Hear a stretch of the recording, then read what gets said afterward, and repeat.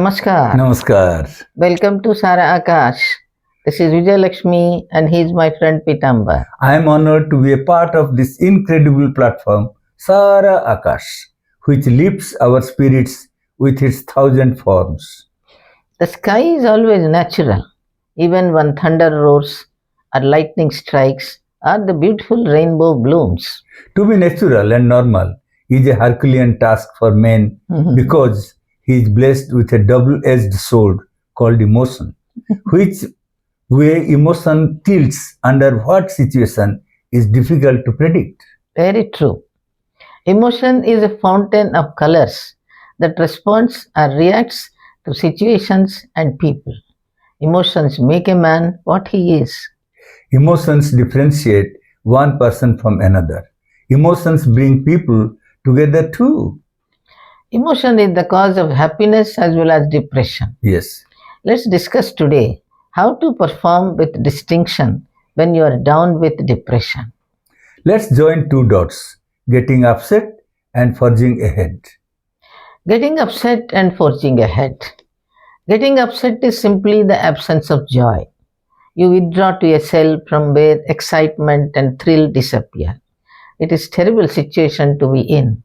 We get into such situations more often than not. Everyone gets upset at the fall of a head. Some express, but many keep them within themselves. Sometimes it is misunderstood as hypocrisy, but it is in fact a control mechanism that saves you from embarrassments. Getting upset is in fact a psychological phenomenon. Yes, it is. When you are unhappy and continue to be repeatedly unhappy, it leads to depression. The little things at home, like your father doesn't take notice of you, or your mother forgets to ask you if you slept well, and so on, make you irritated. You feel left out, ignored. And at office, your boss doesn't respond to your greetings, you become a picture of anger. You get troubled by whispers behind you may not be aimed at you. You find your woman colleague who always smiles at you is too busy. You have a question pretending to be busy. Office politics, which never bothered you in the past, becomes a mountainous burden to bear.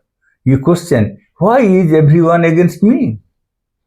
When you think of terrible feelings after you fail to get selected for a job or get a promotion in your career or success that you thought you deserve is denied, or you miss narrowly something very significant by the teeth, make the matters worse. It's indeed very depressing. It's like a man drowning underwater, searching for a straw to come out of it. People get upset when there is unfair criticism, Yes.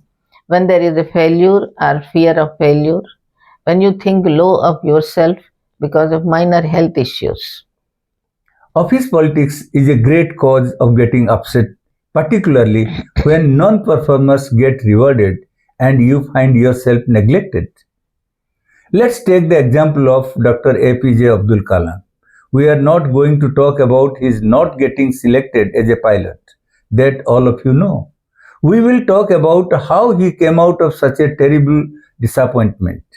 8 people got selected to join the Air Force. He stood at 9th position. So near yet so far. That makes it more tragic. First, he took bath in the river Ganga at Rishikesh. Then he walked straight to the nearby ashram of Swami Shivanand. He introduced himself. He observed the sage had no effect on his face that he was a Muslim. He told his failure and disappointment honestly. To add to his relief, the sage was empathetic, correctly judged his mental state of extreme despair. His advice to move on was spot on. Recourse to nature is one sure way to cheer yourself up. Secondly, meeting the right person and talking honestly paves the way to move forward. Many times we keep moving but without proper direction. It leads to confusion and disorder in the mind. The obvious result is loss of enthusiasm and spirit. Take, for example, Swami Vivekananda, who was completely directionless until he met the right person, Ramakrishna Paramhamsa. He found a meaning to his search. A person gets upset when he fails repeatedly. What does he do? Generally, he gives up that route to take another, but it becomes difficult to forget his failure. Therefore, he must persist with it until the lady luck smiles on him.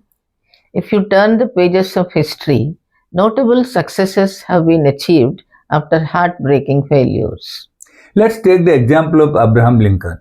He encountered countless failures in business, in life when his sweetheart died, in politics when he lost congressional race, lost senatorial race, and again lost vice presidential race.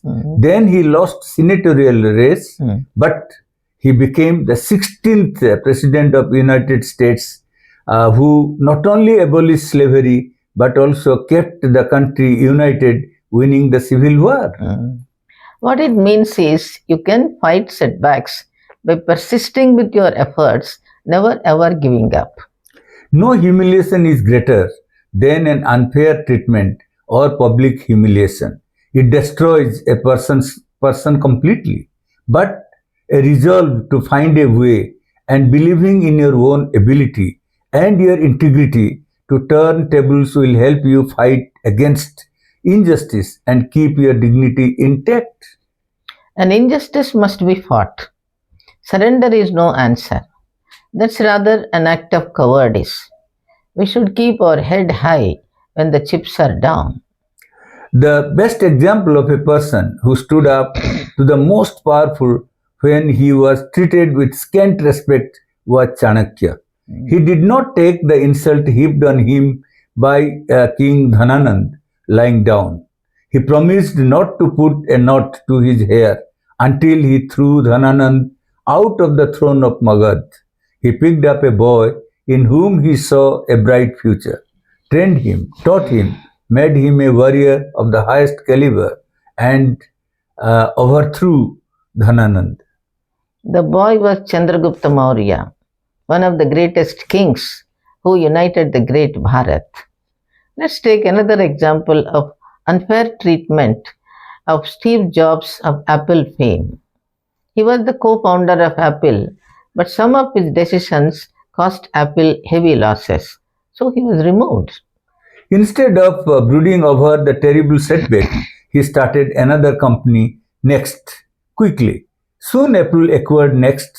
Steve Jobs returned. The iPhone came into being. The heart bleeds when a non-performer is promoted, leaving you behind. It's a very crucial time for you to think hard and take the right call. You must be able to plan and see your life for 10 years ahead. One classic example is Himanta Biswa Sarma of Congress Party. In spite of his ability and talents as a politician, he was neglected and insulted. A person less capable than him was persisted with.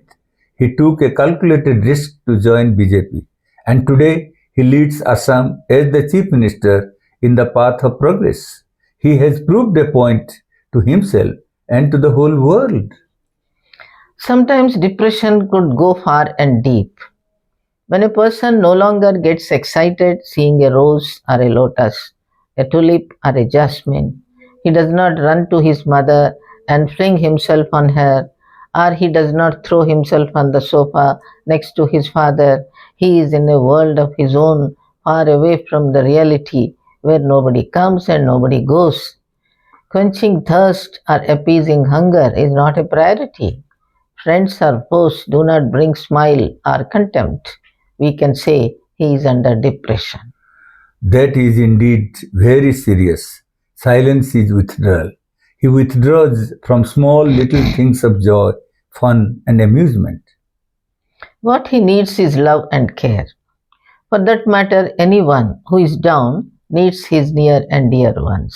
An unceasing flow of love, conscious planned actions of care, and a physical association will definitely bring him back to the mainstream of life. He will be normal and kicking. That's all for today. We'll meet again with another idea on Sara Akash. Please like, comment, share, and subscribe. Namaste. Namaste.